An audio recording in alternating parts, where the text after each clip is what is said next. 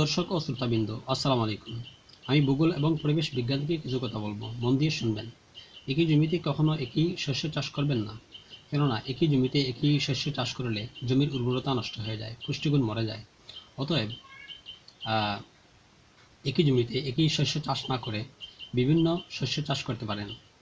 করলে কি হবে? করলে এই লাভ হবে যে জমির উর্বরতা বাড়বে, পুষ্টিগুণ বাড়বে, শস্য ভালো ফলন হবে, নিজে লাভবান হবেন, অর্থনৈতিক দিক দিয়ে নিজেও শক্তিশালী হবেন এবং দেশকে অর্থনৈতিক দিক দিয়ে লাভবান করতে পারবেন।